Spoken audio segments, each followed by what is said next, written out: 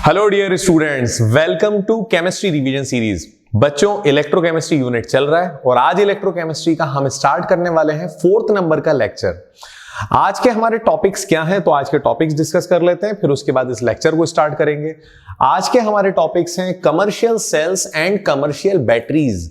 तो बेटा, commercial sales क्या होते हैं, कमर्शियल बैटरीज क्या होती हैं, उनसे रिलेटेड कॉन्सेप्चुअल पॉइंट्स, ये सारी चीजें आज के इस वीडियो में हम लोगों को डिस्कस करना है। So let's begin.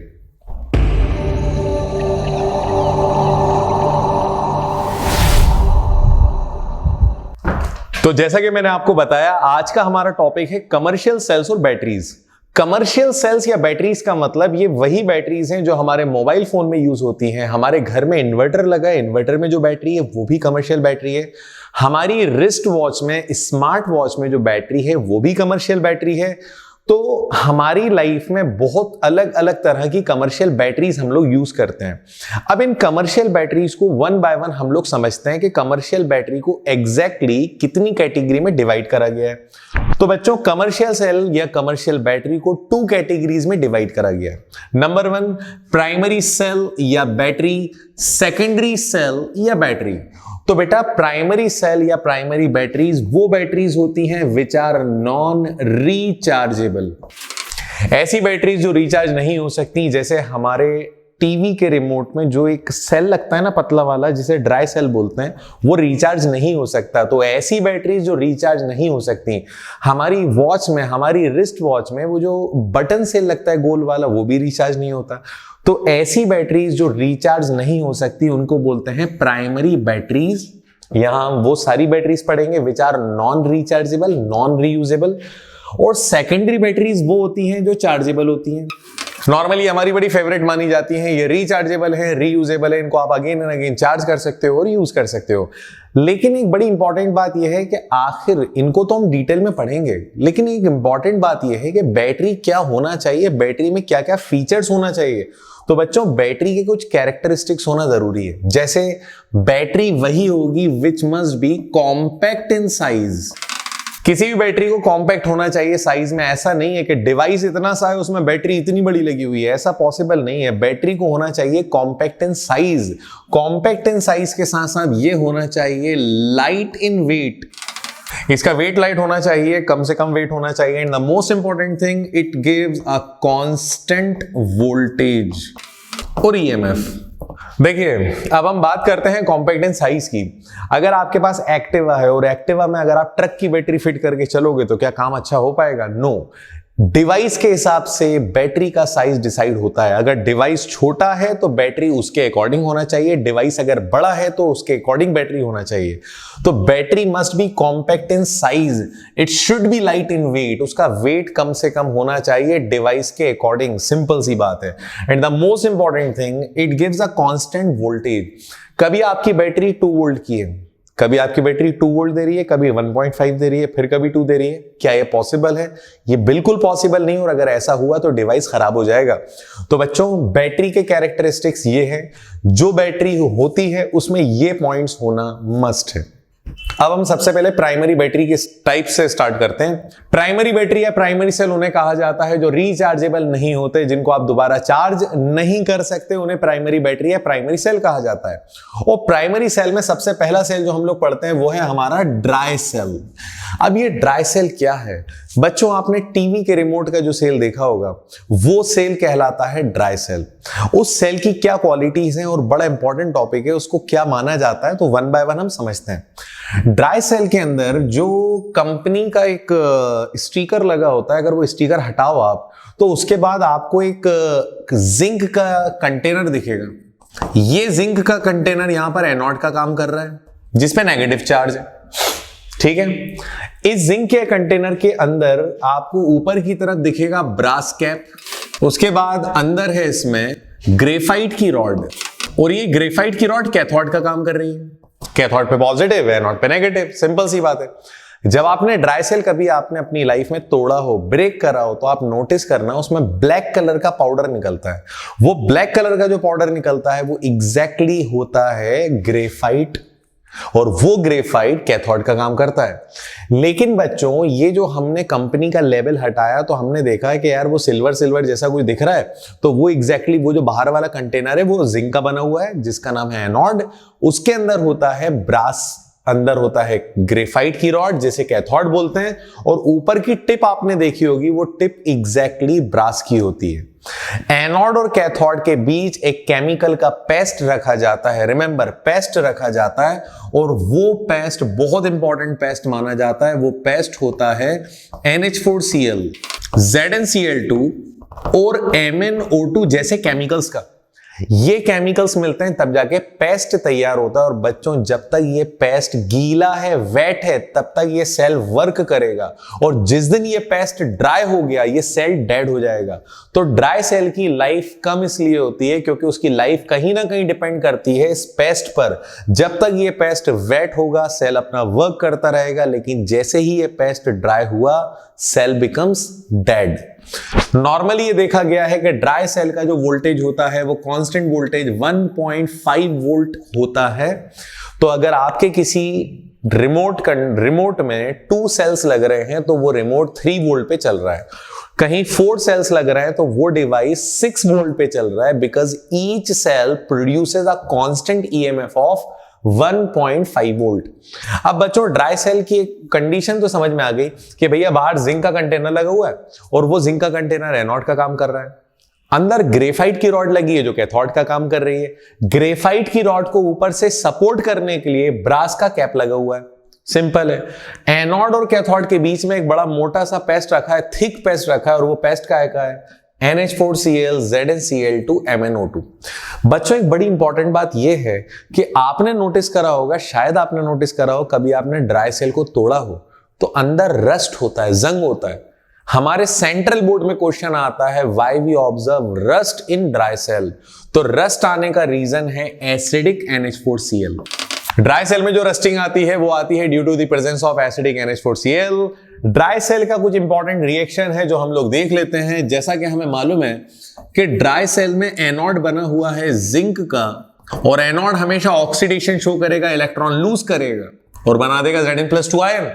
वहीं पर कैथोड ग्रेफाइट का बना है, लेकिन कैथोड पर एक्चुअल रिएक्शन होता है उस पेस्ट के केमिकल्स का। तो उस पेस्ट में है MnO2, NH4Cl में से Cl हटा देता हूं तो NH4 पॉजिटिव, और कुछ इलेक्ट्रॉन्स मिलेंगे जिससे यहां पर बन जाएगा MnOOH प्लस NH3।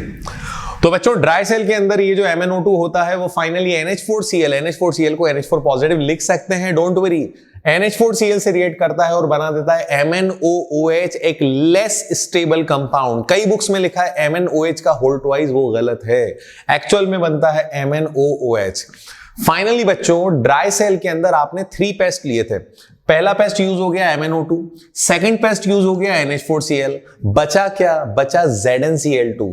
तो बच्चों जो ZnCl2 बचा है उसमें आप जिंक को Zn+2 लिख सकते हो। कैथोड पे अमोनिया जो जनरेट हो रहा है वो अमोनिया उस Zn+2 से रिएक्ट करेगा और फाइनली बना देगा एक कॉम्प्लेक्स कंपाउंड जिसका फॉर्मूला है ZnNH3 whole 4 to the power +2। तो गाइज अगर आपको ड्राई सेल को लेकर कुछ भी क्वेरी है ना तो आपकी सारी की सारी क्वेरी सॉल्व हो जाएंगी, डोंट वरी। आप इस बात को ध्यान रखो कि MnO2 कहां से आया, ये पेस्ट में से आया, NH4 पॉजिटिव कहां से आया, तो यार ये NH4Cl था जिसको हम NH4 पॉजिटिव लिख रहे हैं, और ये जब रिएक्ट करता है तो बनाता है MnOOH और फाइनली रिलीज करता है अमोनिया। और ये जितने अमोनिया है ये ZnCl2 या Zn+2 एक ही बात है, उससे रिएक्ट करते हैं और बनाते हैं कॉम्प्लेक्स कंपाउंड। तो बच्चों ये ड्राई सेल की कहानी थी, आई होप आपको समझ में आई। अब हम आते हैं सेकंड प्राइमरी सेल पर। तो आज का हमारा सेकंड प्राइमरी सेल है जिसका नाम है मर्क्यूरी सेल या बटन सेल। बच्चों हमारी रिस्ट वॉच जो आती है ना, अब तो खैर स्मार्ट वॉचेस चल रही हैं, लेकिन इससे पहले जो नॉर्मली अगर हम बात करें वॉच की तो उसमें सेल लगता है। वो सेल, वो जो गोल वाला सेल होता है ना, उस गोल वाले सेल को बटन सेल, क्योंकि बटन की तरह दिखाई देता है तो उसको बटन सेल बोला जाता है या मर्क्यूरी सेल बोला जाता है। एग्जैक्टली ये जो डायग्राम है ये किसी केक का डायग्राम नहीं है, ये मर्क्यूरी सेल का डायग्राम है। अब क्या है मर्क्यूरी सेल समझते हैं। मर्क्यूरी सेल में अपर वाला जो पार्ट होता है, उस गोल वाले सेल का जो अपर पोर्शन होता है, वो अपर पोर्शन एनोड का काम करता है। और वो एनोड, ये तो एनोडिक कैप हो गया, ये तो एनोड कैप हो गया। अब इस एनोड के अंदर यहां पर प्रेजेंट होता है जिंक एमलगम, मतलब जिंक और मर्क्यूरी का मिक्सचर है, बहुत ज्यादा क्वांटिटी में है, that is zinc amalgam, remember. फिर यहां पर कैथोड की अगर हम बात करें तो कैथोड पर जो एक पेस्ट होता है बच्चों, वो पेस्ट होता है जिंक ऑक्साइड प्लस KOH का पेस्ट। ये पेस्ट होता है हमारा कैथोड पर। अब इस कैथोड पर यहां पर सबसे ज्यादा क्वांटिटी में प्रेजेंट होता है HgO मर्क्यूरिक ऑक्साइड, रिमेंबर। अब बटन सेल को अगर हम देखें तो बटन सेल का यूज बहुत लिमिटेड जगहों पे होता है। बटन सेल का यूज क्योंकि थोड़े महंगे पड़ते हैं, जब ये बनते हैं तो एक जरा सा बटन सेल एक बड़े ड्राई सेल से महंगा पड़ता है, तो बटन सेल कॉस्टली होते हैं, इसलिए इनका यूज होता है बहुत लिमिटेड जगहों पे। जैसे आपने सुना होगा रिस्ट वॉच का तो पता ही है। इसके अलावा हियरिंग एड, जो लोग कान से प्रॉपर नहीं सुन पाते हैं उन लोगों के लिए एक स्पेशल डिवाइस बनाया जाता है जिसे कहा जाता है हियरिंग एड, और उस हियरिंग एड में पहले जो लगते थे वो मर्क्यूरी सेल लगते थे, अब तो खैर वो भी रिचार्जेबल आने लगे। इसके अलावा पहले किसी जमाने में कैलकुलेटर्स में मर्क्यूरी सेल का यूज होता था, लेजर लाइट में मर्क्यूरी सेल का यूज होता है। मर्क्यूरी सेल में each cell produces a constant EMF of 1.35 volt. एक तो महंगा भी है और ऊपर से वोल्टेज भी कम दे रहा है, ये तो बड़ी प्रॉब्लम है। मर्क्यूरी सेल को मर्क्यूरी इसलिए कहा जाता है क्योंकि बच्चों यहां पे मर्क्यूरी की क्वांटिटी आप हर जगह यूज कर रहे हो।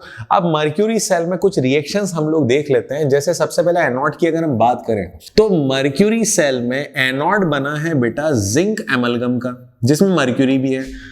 एनोड पर OH नेगेटिव आता है और इलेक्ट्रॉन लूज होते हैं ताकि एनोड पर ऑक्सीडेशन हो, बनेगा ZnO प्लस H2O। और बच्चों जब इलेक्ट्रॉन माइनस होते हैं तो इसे ऑक्सीडेशन कहते हैं। ऑन दी अदर हैंड अगर हम मर्क्यूरी सेल में कैथोड को देखें, कैथोड पर एग्जैक्टली HgO है जिससे वाटर कंबाइन होता है, जो ये निकला है, साथ में इलेक्ट्रॉन कंबाइन होते हैं जो यहां से निकले हैं, और ये बन जाता है Hg प्लस 2OH नेगेटिव। और बच्चों अगर हम दोनों इक्वेशन को ऐड करेंगे तो हमारे पास नेट इक्वेशन आ जाएगी। अगर आप ये इंडिविजुअल इक्वेशन में कंफर्टेबल नहीं हो तो यार नेट याद कर लेना, क्यों टेंशन लेते हो, नेट इक्वेशन तो और इजी है। अब अगर हम लोग नेट इक्वेशन देखते हैं तो नेट इक्वेशन में जो चीज LHS और RHS में सेम है उसको तो कैंसिल कर दो। क्या क्या कैंसिल होगा, H2O से H2O कैंसिल हो जाएगा, इलेक्ट्रॉन माइनस में है नीचे इलेक्ट्रॉन प्लस में है कैंसिल हो जाएगा, OH नेगेटिव LHS में, OH नेगेटिव RHS में ये भी कैंसिल हो जाएगा। तो भैया बचेगा क्या, तो जो बचेगा वो लिख दो। क्या बच रहा है हमारे पास, जिंक बच रहा है जिसमें मर्क्यूरी है तो जिंक एमलगम, साथ में हम लोग ले रहे हैं HgO, ये दोनों चीजें बच रही हैं। राइट हैंड पे क्या बन रहा है, राइट हैंड पे बन रहा है ZnO प्लस Hg। और जैसा कि आप देख सकते हो यहां पर जिंक का हो रहा है ऑक्सीडेशन, बना रहा है ZnO, वहीं पर HgO का हो रहा है रिडक्शन और वो बना रहा है Hg। और बच्चों इस पूरे सेल रिएक्शन के बाद जो एनर्जी जनरेट होती है, जो EMF जनरेट होता है, वोल्टेज जनरेट होता है, वो होता है अराउंड 1.35 वोल्ट। आई होप आपको मर्क्यूरी सेल का कॉन्सेप्ट क्लियर हो गया हो। अगर ये क्लियर हो गया है तो आते हैं नेक्स्ट बैटरी पर। तो फाइनली ड्राई सेल हो गया, मर्क्यूरी सेल हो गया, मतलब प्राइमरी सेल या प्राइमरी बैटरी कंप्लीट। अब आते हैं सेकेंडरी बैटरी पर। सेकेंडरी बैटरी में सबसे इंपॉर्टेंट बैटरी मानी जाती है लेड स्टोरेज बैटरी। बच्चों इसे IMP जरूर मार्क करना, बहुत इंपॉर्टेंट है। लेड स्टोरेज बैटरी वही बैटरी है बेटा जो हमारी व्हीकल्स में यूज होती है, हमारी गाड़ियों में यूज होती है, चाहे आपके पास स्कूटर हो, एक्टिवा हो, बाइक हो, कार हो, ट्रक हो, जो भी कार है, जो भी आपके पास व्हीकल है, उस व्हीकल में जो बैटरी यूज होती है ना, उस बैटरी का नाम है लेड स्टोरेज बैटरी या लेड बैटरी।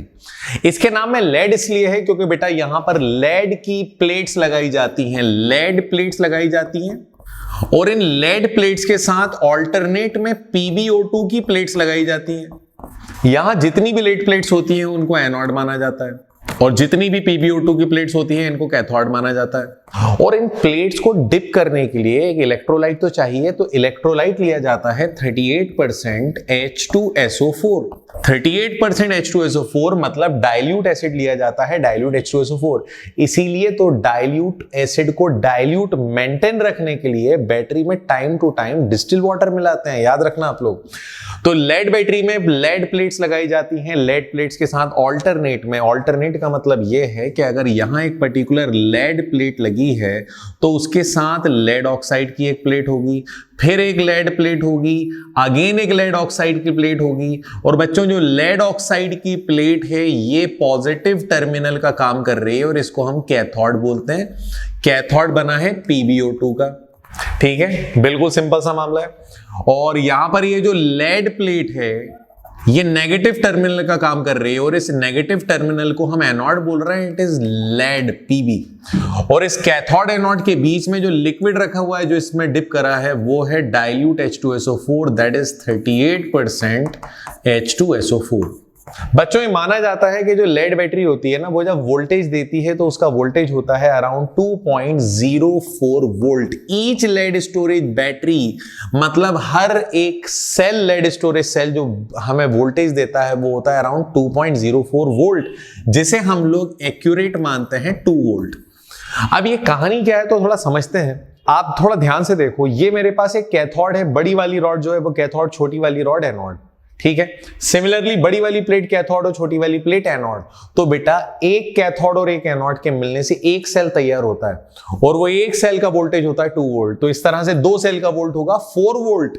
अगर किसी बैटरी में 3 सेल्स लगे हैं तो 3 सेल्स का वोल्ट होगा 6 वोल्ट। इसका मतलब यह है कि each cell produces a constant EMF of 2 volt. तो नंबर ऑफ सेल्स के हिसाब से हम उसको मल्टीप्लाई कर लेंगे। अगर 5 सेल्स लगे हैं तो हर सेल 2 वोल्ट दे रहा है, 5 सेल 10 वोल्ट देगा, सिंपल सी बात है। अब लेड स्टोरेज बैटरी में रिएक्शंस भी देख लेते हैं। तो एनोड जो है वो तो प्योरली बना हुआ है लेड का। आपने इलेक्ट्रोलाइट लिया था H2SO4, तो जाहिर बात है SO4 काम करेगा। SO4-2 रिएक्ट करेगा, एनोड पे इलेक्ट्रॉन निकलते हैं, ये रूल है एनोड पर इलेक्ट्रॉन निकलने का। एनोड पर इलेक्ट्रॉन निकलते हैं और फाइनली ये बन जाएगा PbSO4, एक व्हाइट कलर का PPT, व्हाइट कलर का प्रेसिपिटेट PbSO4। वहीं पर कैथोड को अगर हम देखें तो कैथोड बना हुआ है PbO2 का, और भाई साहब कैथोड पर भी SO4, क्योंकि इलेक्ट्रोलाइट है वो तो दोनों से कॉन्टेक्ट में है। SO4 और H पॉजिटिव कंबाइन होते हैं और ये बना देता है SO4 plus H positive plus 2 electrons, और फाइनली ये बना देगा PbSO4 प्लस 2H2। बच्चों लेड स्टोरेज बैटरी में जब बैटरी डिस्चार्ज हो रही होती है ना, तो डिस्चार्ज होते बाद ये रिएक्शन चल रहे होते हैं। जब आप बैटरी को यूज करोगे तो धीरे धीरे डिस्चार्ज होगी, और जब डिस्चार्ज होगी तो उससे एंड प्रोडक्ट निकलेगा व्हाइट कलर का PbSO4। ये हमारे बोर्ड एग्जाम का क्वेश्चन है कि जब लेड स्टोरेज बैटरी डिस्चार्ज होती है तो कौन सा कंपाउंड प्रोड्यूस करती है, तो आंसर है PbSO4। अगर आप नेट रिएक्शन देखते हो, when you are going to combine both steps, जब आप दोनों ही स्टेप्स को ऐड करते हो तो भाई नेट रिएक्शन आ जाएगा। नेट रिएक्शन क्या होगा थोड़ा देख लेते हैं। नेट रिएक्शन में सबसे पहले हम लिखते हैं Pb प्लस PbO2, ठीक है। इसके बाद 4H पॉजिटिव, SO4 ऊपर भी है, SO4 नीचे भी है, total we have 2 SO4। Electron cancel हो जाएंगे, माइनस वाले इलेक्ट्रॉन से पहले माइनस का साइन ऊपर है, नीचे प्लस का साइन है। फाइनली आगे जाकर देगा 2 PbSO4 प्लस 2H2। बच्चों ये जो फॉरवर्ड रिएक्शन चल रहा है, ये बैटरी जब डिस्चार्ज हो रही होती है तब ये रिएक्शन चल रहा होता है, और जब बैटरी को आप चार्ज कर रहे होते हो चार्जिंग के वक्त ये रिएक्शन चल रहा होता है रिवर्स डायरेक्शन में। तो बच्चों याद रखना, बैटरी जब चार्ज करोगे तो रिएक्शन रिवर्स हो जाएगा। सारे के सारी चीजें जो प्रोडक्ट साइड है वो वापस रिएक्टेंट में कन्वर्ट होती जाएंगी, और इस तरह से हमारी लेड बैटरी का कॉन्सेप्ट होता है कंप्लीट। तो ये वही बैटरी है जो हमारे व्हीकल्स में यूज होती है। आई होप आपको समझ में आ गया हो। इसे नोट करो, फिर बढ़ते हैं नेक्स्ट बैटरी पर। तो बच्चों हमारा यहां पर सेकेंडरी सेल का फर्स्ट पार्ट कंप्लीट होता है, जिसमें हमने लेड स्टोरेज बैटरी पढ़ा। अब हम पढ़ने वाले हैं बहुत ही इंपॉर्टेंट सेकेंडरी सेल, जिसका नाम है फ्यूल सेल। देखो बच्चों, फ्यूल टर्म का यूज तब करा जाता है जब कोई भी सब्सटेंस आपको कंटीन्यूअस एनर्जी दे रहा हो। तो फ्यूल सेल भी वो सेल हैं जो हमें कंटीन्यूअस एनर्जी देते हैं। जब तक आप इनमें रिएक्टेंट इंक्लूड करते जाओगे ये आपको एनर्जी देते जाएंगे। Fuel cells are those cells which convert chemical energy into electrical energy. Fuel cell में दुनिया में सबसे कॉमन फ्यूल सेल का यूज करा जाता है हाइड्रोजन ऑक्सीजन फ्यूल सेल। इनसे इतनी ज्यादा एनर्जी निकलती है, इतनी ज्यादा एनर्जी निकलती है कि भाई साहब ये स्पेसक्राफ्ट में यूज होते हैं, रॉकेट्स में यूज होते हैं। तो फ्यूल सेल कंटीन्यूअस एनर्जी देता है, दे आर हाईली एफिशिएंट। और सबसे कॉमन फ्यूल सेल जो हम लोग यूज करते हैं वो होता है hydrogen oxygen fuel cell.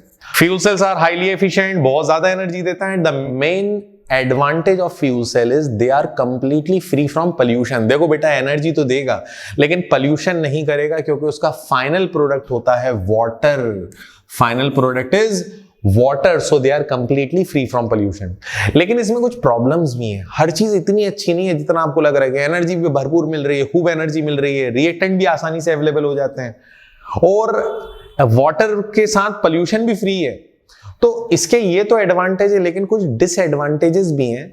Fuel cell के साथ सबसे बड़ा डिसएडवांटेज ये है कि हाइड्रोजन ऑक्सीजन जो होते हैं ये नॉर्मली रिएक्ट नहीं करते। इनको रिएक्ट कराने के लिए आपको एडवर्स कंडीशन चाहिए, जैसे टेम्परेचर चाहिए अराउंड 400, टेम्परेचर चाहिए अराउंड 200 डिग्री सेल्सियस और प्रेशर चाहिए अराउंड 20 to 30 एटमॉस्फेरिक प्रेशर। तो बेटा ये बहुत हाई प्रेशर होता है, ये नॉर्मल प्रेशर नहीं होता। इसके अलावा हाइड्रोजन ऑक्सीजन को रिएक्ट कराने के लिए आपको प्लैटिनम और टाइटेनियम जैसे कैटलिस्ट की जरूरत है, बहुत कॉस्टली होते हैं। तो फ्यूल सेल जो होते हैं वो बहुत ज्यादा महंगे होते हैं। अगर ये सस्ते हो रहे होते हैं ना, तो आज हमारी गाड़ियों में पेट्रोल की जगह, हमारे व्हीकल में पेट्रोल की जगह फ्यूल सेल लगा होता, हम ऑक्सीजन हाइड्रोजन फिल करवा रहे होते और गाड़ी को चला रहे होते। सिंपल सी बात है। लेकिन प्रॉब्लम यह है कि ये बहुत कॉस्टली होते हैं और इनके लिए ये कंडीशन मेंटेन करना कोई आसान बात नहीं है। फ्यूल सेल की अगर हम बात करें तो फ्यूल सेल में एनोड पर, जो एनोडिक रीजन होता है, वहां पर बच्चों हाइड्रोजन गैस को फिल करा जाता है और जो कैथोडिक रीजन होता है वहां पर ऑक्सीजन गैस को फिल करा जाता है। और आप सब जानते हो कि एनोड पर ऑक्सीडेशन होता है, तो बेटा जितने हाइड्रोजन है उतने इलेक्ट्रॉन निकाल दो। 4 हाइड्रोजन है, 2 2s are 4, तो 4 इलेक्ट्रॉन निकालता हूं, बन जाएगा 4H पॉजिटिव। कैथोड पर ये 4H पॉजिटिव ऐड होगा जो एनोड पर जनरेट हुआ था। जो इलेक्ट्रॉन माइनस हुए हैं वो इलेक्ट्रॉन कैथोड पर ऐड होंगे और फाइनली वहां पर बन जाएगा 2H2O।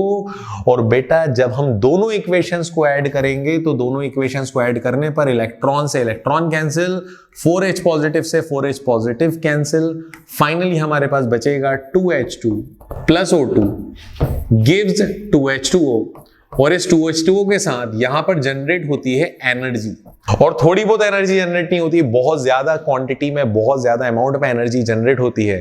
तो बच्चों इसी के साथ हमारा प्राइमरी और सेकेंडरी सेल या बैटरीज का कॉन्सेप्ट होता है कंप्लीट।